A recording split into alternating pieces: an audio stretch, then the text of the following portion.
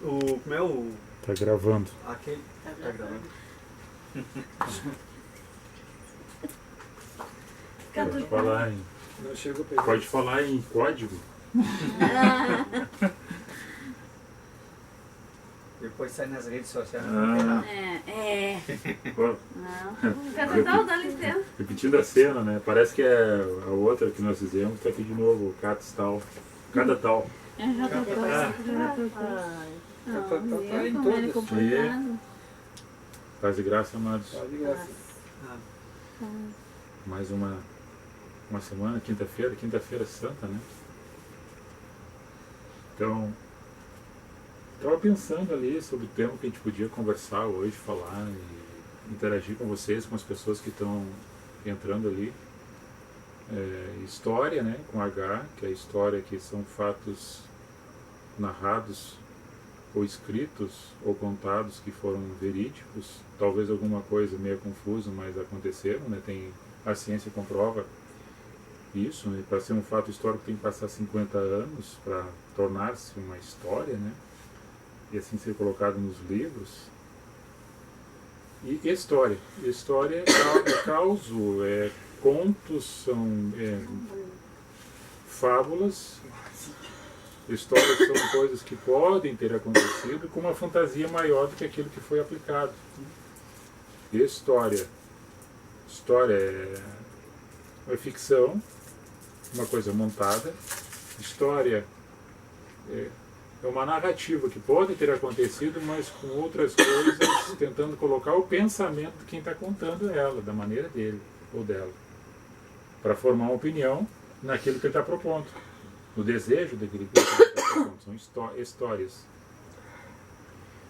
E Bíblia são histórias contadas, acontecidas nos livros, né, que ali foi um conjunto de livros, 66 na protestante, 73 na católica romana.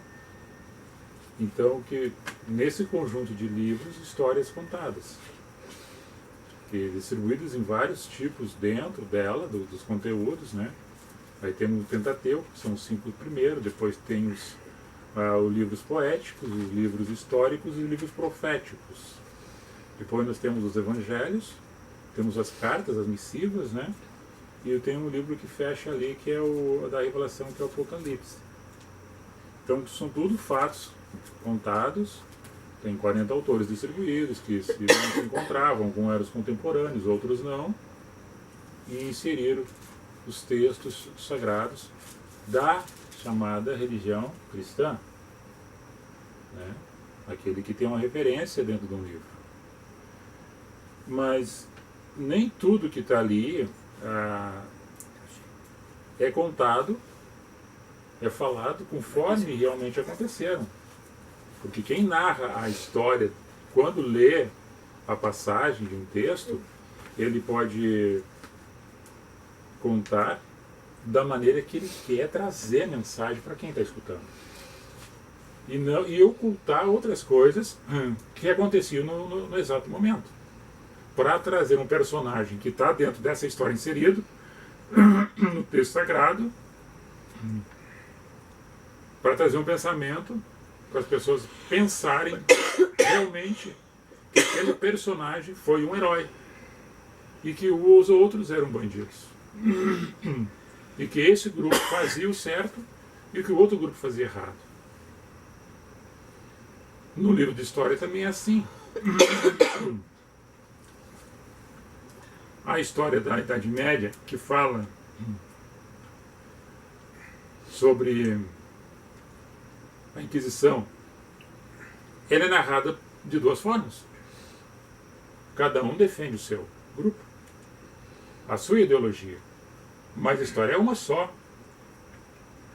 Daí as pessoas contam de diversas formas, porque eles querem trazer a informação de acordo com a sua opinião, com a sua vontade, com o seu desejo, para formar outras opiniões que sigam os desejos daquele que está pregando, ensinando, ou trazendo a história do passado para o dia de hoje. Então quero que os irmãos leiam, começando pela irmã Rose. Cada um pegou um versículo aí para ler. Depois vamos estar falando brevemente sobre cada assunto. Provérbios 30:5. Toda palavra de Deus é pura. Ele é um escudo para os que nele confiam. Amém. A palavra de Deus, no caso revelado na escrita, e nós aqui nos outros encontros já falamos que Deus é antes dela existir. Ou seja, a palavra de Deus é uma referência de busca de conteúdo histórico. Mas Deus é antes dela existir. Então, expressado ali no livro está alguma coisa relacionada a Deus. Porque muita coisa relacionada a Deus foi colocada ali por entendimento do homem como achava que era Deus no seu pensamento, na história a qual ele vivia na época. Mas o Deus não mudou nunca. Quem mudou foi nós. Nós que mudamos com o passar do tempo. Nosso raciocínio, nosso pensamento, nossas atitudes. A ciência se multiplicou. Tudo isso. Mas Deus sempre foi Deus. Antes mesmo de qualquer coisa sendo escrita, sendo lançada. Mas para quem confia, Ele é uma pavês, Ele é um escudo, é uma proteção, é uma guarita espiritual para quem se chega nesse Deus. Espírito. Não uma imagem, não um homem de barba branca, não um que está com a vara de condão. Não é esse Deus que eu me refiro. Ao Deus expressado em Cristo.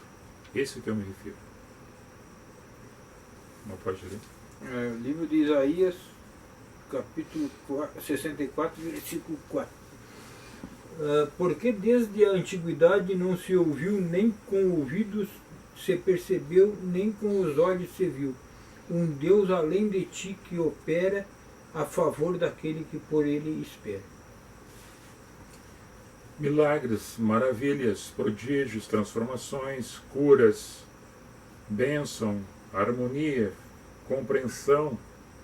Essa passagem de Isaías 64, Paulo fala lá na frente, que o irmão vai ler depois, na primeira carta aos Coríntios, 3:9, se não me engano, que ele faz essa mesma referência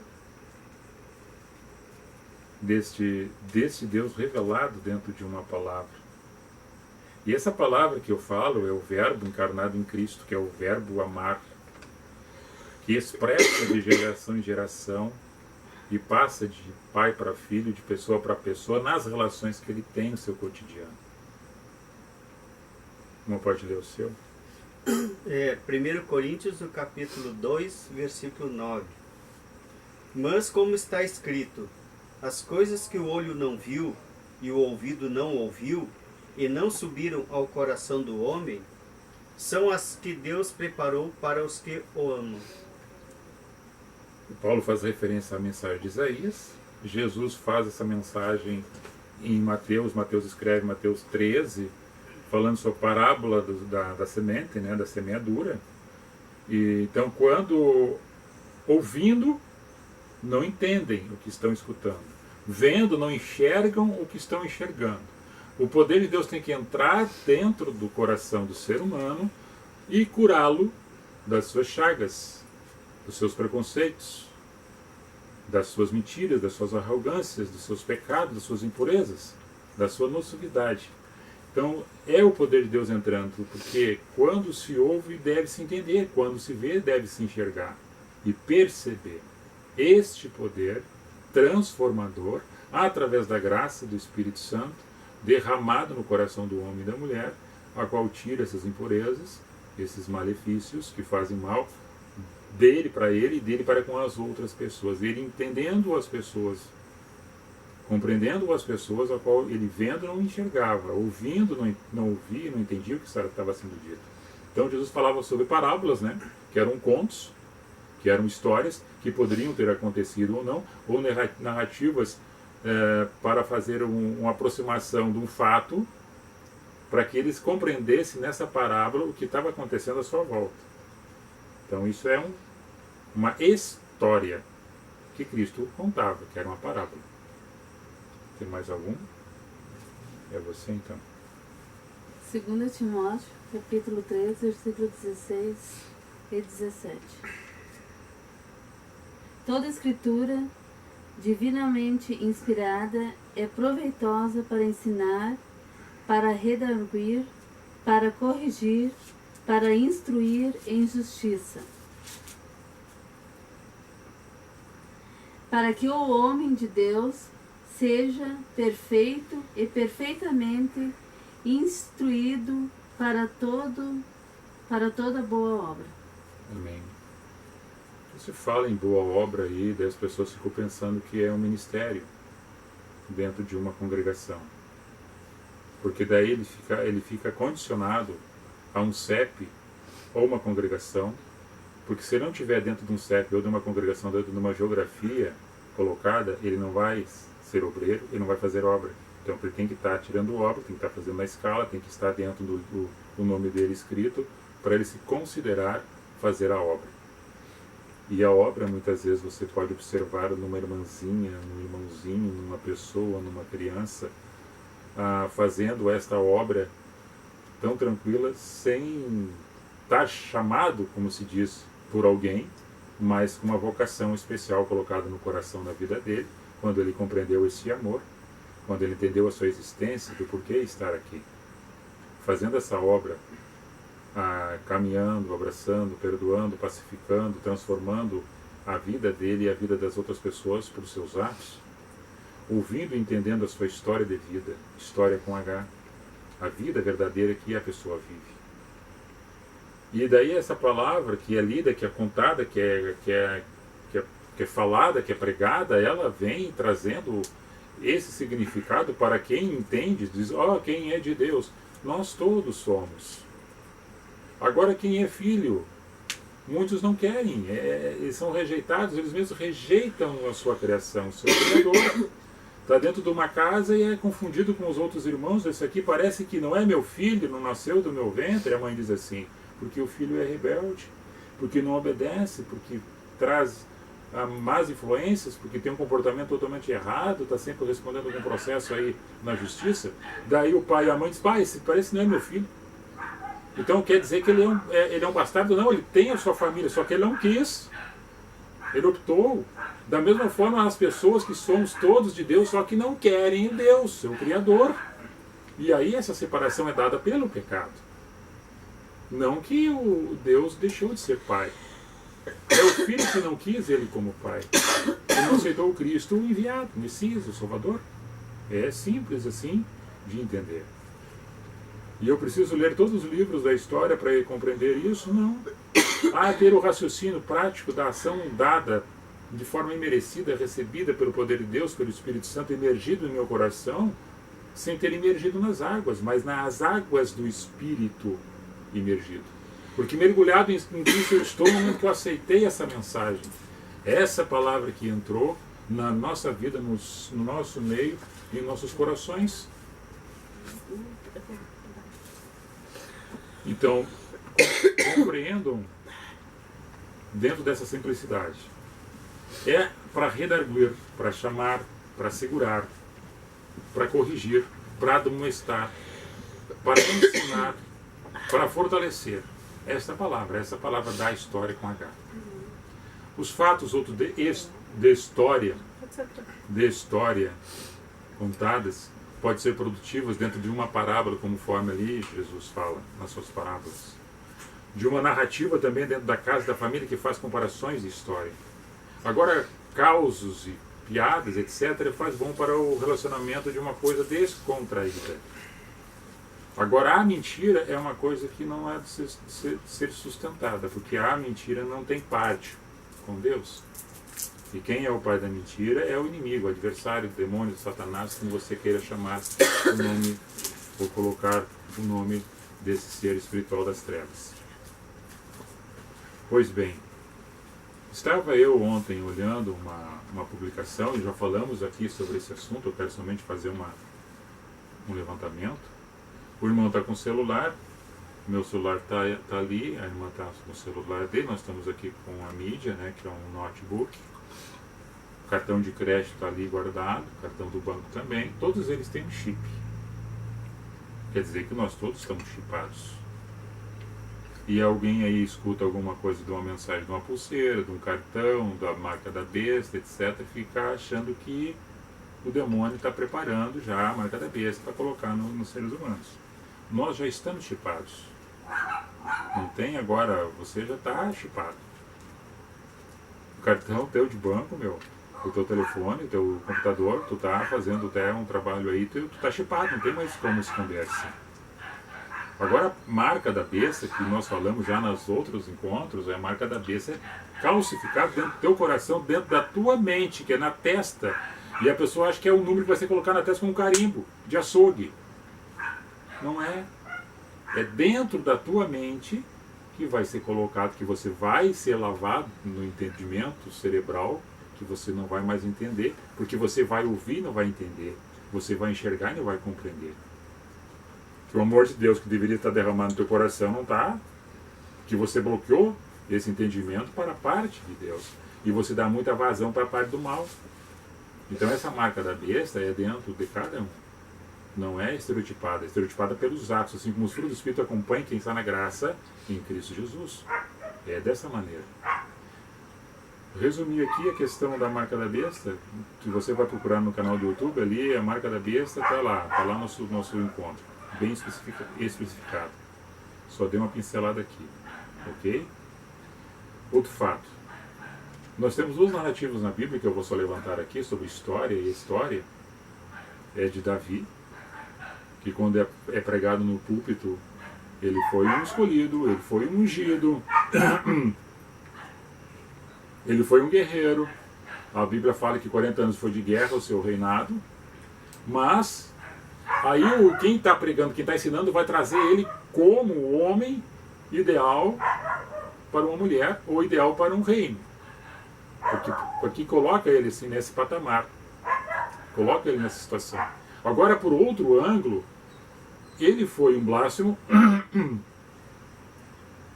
ele foi um homicida, foi um adúltero, teve inimigo como seu filho Absalão, e teve inimigo também como Saul, amigo de Jonatas, que é filho de Saul, amigo como irmão, e também foi misericordioso como Mefibosete.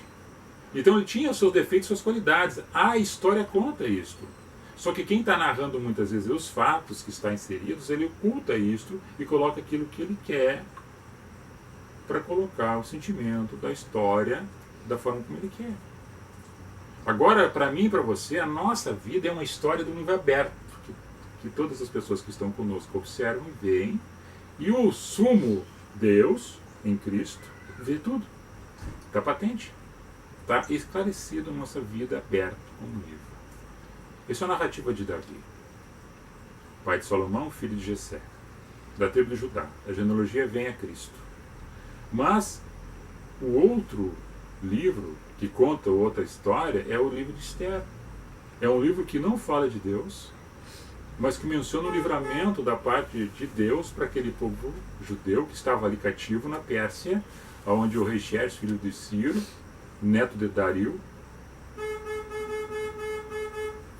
neto de Dario, quer dizer, neto de Ciro o Grande e filho de Dario primeiro, Xerxes ou Assuero.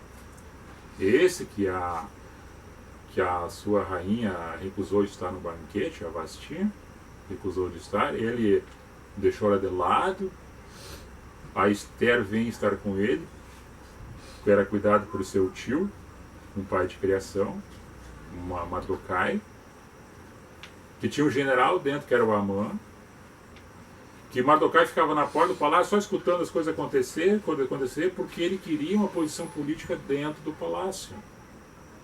O povo estava ali cativo, mas estava em liberdade trabalhando como para abastecer o rei Assuero com suas fazendas. O general, trabalhando para o rei, queria uma posição destacada. Daqui a pouco tem um conflito ali, Mardokai vê que alguém queria matar o rei, ele avisa a princesa Esther, que estava para ser desposada de Assuero. Ela vai e conta, os caras são pegos, são presos, são mortos. Passou-se o tempo, eles escreveram um livro de crônicas dos reis da Pérsia, esse fato.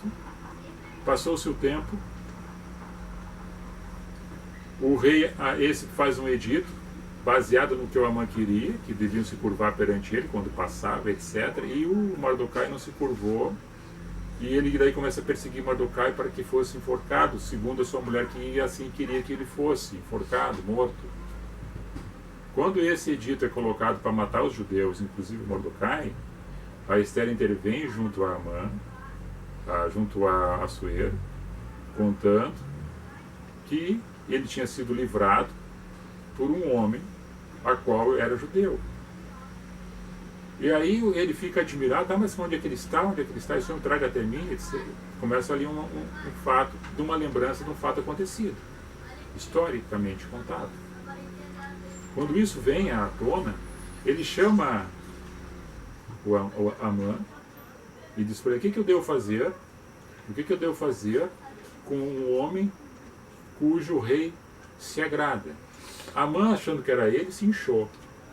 Disse assim: não, você deve fazer com este, que você se agrada a rei, das melhores vestes reais, colocar um anel real no seu dedo, a melhor cavalgadura, e levar pela cidade dizendo: eis aqui um homem fiel ao seu rei.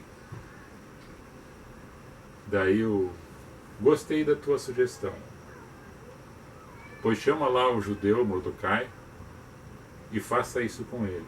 Veste das vestes reais, coloca o anel no seu dedo, pega a minha cavalgadura, coloca ele em cima e você puxa ele e leva ele para a cidade e apregoa isso ao povo. E foi assim que aconteceu. O que eu quero dizer com isto? Que todos os fatos acontecidos teve um propósito. Ali a mulher, o Vasti, quando não quis estar juntamente com o seu rei Assuero, é porque ele era um beberrão. Ele era um adúltero. Um cara que tinha várias mulheres e queria se aparecer para os demais reis, porque ele era um chefe de 120 províncias, ele governava. Então ele queria fazer mais aquele ato ali, e a mulher cansou daquilo e não foi estar com ele. A Esther estava subjugada dentro de um outro país, a qual não era dela, usou da sua beleza, o seu tio usou da sua beleza, do seu critério político, de conhecimento, para ajudar a ascensão e proteger o seu povo. Foi isso. E a mão de Deus, como estava junto com eles nos seus corações, não precisou nem falar o nome de Deus. Deus agiu e os protegeu. E tudo aquilo que era para fazer contra o povo foi feito contra Amã. Ele que foi morto, ele que foi enforcado, com a forca que ele tinha feito para Mordecai. Então, meus amados, o que eu quero trazer para vocês hoje nessa passagem simples, que tem histórias e tem história. E tem coisas que não são contadas, que fica oculto. E nós falamos aqui também sobre texto da Bíblia Sagrada, que tem coisas ali que não dá para fazer não. Porque é tempo da lei. Porque em Cristo agora está desvendado o véu, no coração e no entendimento. Agora você ouve, entende, enxerga e vê, compreende. A ação do Espírito Santo age no teu coração, no teu entendimento. E a tua opressão, o teu pecado, o teu mal é retirado. E você tem visão espiritual. E você há de compreender as outras coisas e não ficar em um secto religioso fanático, achando que tudo que é falado para ti é verdadeiro. Aí tu coloca nos frutos do Espírito, na essência de cada um, para fazer as comparações, no sentido a começar por você, na sua casa, no ambiente onde você vive. E isso tudo está narrado na Bíblia. E a Bíblia que você faz é a tua vida, a tua existência, que também é um livro, é uma história que está sendo escrita. E somente você pode fazer essa história na tua vida, juntamente com as pessoas que estão junto, ao seu lado. Porque nós não somos uma ilha e ninguém vive isolado. E nós precisamos um do outro, através do nosso relacionamento. Em casa, na sociedade e no trabalho. Para que a gente possa evoluir espiritualmente e achar que esse mundo que está aí fora, as garras, muita morte, muito homicídio, muita roubalheira, muita corrupção, o teu tempero e o nosso tempero pode fazer a diferença através da justiça, da fé e do amor, praticando isso em Cristo Jesus. Nós vamos fazer a nossa ceia aqui agora. Esse assunto poderia levar mais tempo de 1 hora a mais, porque tem mais histórias e mais histórias para ser contadas dentro da Bíblia. E há muitas surpresas que ainda não foram contadas, que nós ainda e vocês ainda não compreenderam. Coisas faladas de forma muito fantasiosa, porque era a visão do profeta que via naquele momento, naquela ocasião. E ele trazia o que ele via e que ele enxergava para o escrito, do que ele entendia o que ele via. Quem é espiritual hoje entende, fazendo uma interpretação daquilo que lê, não achando que era um dragão com fogo, ou bestas de chifre, etc. Todas essas interpretações são literárias, ok? E espirituais. Então, hoje era isso. Nós agradecemos a todos vocês. Vamos orar pelo país, vamos orar pela Síria, orar por Israel, enfim, orar por todas as pessoas, para que tenham mais amor e pratiquem mais o amor, um com os outros, e tenham fé e esperança em cada um. E tendo você uma religião ou não, nós aqui nós não somos religiosos, nós aqui temos a fé em Cristo, né? E nós dizemos que somos cristãos. Diferentemente da sua opinião referente a nós, ou a tua opinião referente a você mesmo, ou a outros grupos, nunca faça a distinção de A ou de B, que seria acepções. Respeitamos as diferenças, seja de cor, seja de posição social, de gosto, opinião, ideologia, etc. Porque há uma miscelânea muito grande no mundo todo, e todos nós somos pele, somos osso, somos carne, temos dor, temos frio, temos sede, temos fome, mas devemos muito ter mais amor um com os outros. Beijo no coração. Tranquilo? Tranquilo. Mando uma saudação lá para eles, então, quem está nos escutando, para nós fechar o nosso bloco. A paz do Senhor a todos, um beijo no coração de todos. E uma boa Páscoa para todos. Aí, muito bem. Sim. Mais alguma colocação? A única que eu coloco é assim, que pelo que foi falado, que a história, né, ela tem, a gente tem duas visões, digamos, depende de que modo a gente vê e de que modo a gente é ensinado, porque às vezes nos ensina uma história, né, que é real, mas ela serve a algum propósito, e outros nos ensinam outro tipo de, sendo real a mesma história, mas com outro pensamento. Então às vezes a gente vê a história conforme nos ensina, nos diz, né? Não aquela que é a minha história que eu vivo dia a dia, né? E para trazer a base do passado, né? E A noite de São Bartolomeu na Idade Média, os protestantes contam ela de uma forma e os católicos contam ela de outra maneira. O casamento ali que eles fizeram para ver um matar o outro, né? Entre eles, porque guerras religiosas. Então a religião sempre, nesses conflitos de guerras, mais fortes ou menos fortes, cruéis ou menos cruéis, mas sempre existiu. E nós não queremos praticar isso. Estamos fora disso aí. Alguma coisa, irmão Zé? Você, uma Rose? Passou a passa? Olha, olho de rato. Você? Não A minha crespa. Super crespa. Cada vez mais. Então tá. Certo? Não foi muito polêmico hoje, né? Vocês gostam de polêmica, né? Foi tranquilo? No próximo vamos ver um tema polêmico. Deixa eu dar uma olhada pro... Cadê meus locos? Cuidado com o neguinho aí. Tá ali. No nosso catatal. Tá meu perto o catatal estourado. O canal do YouTube lá consegue ver agora. Nessa aqui não consegue pegar o ângulo.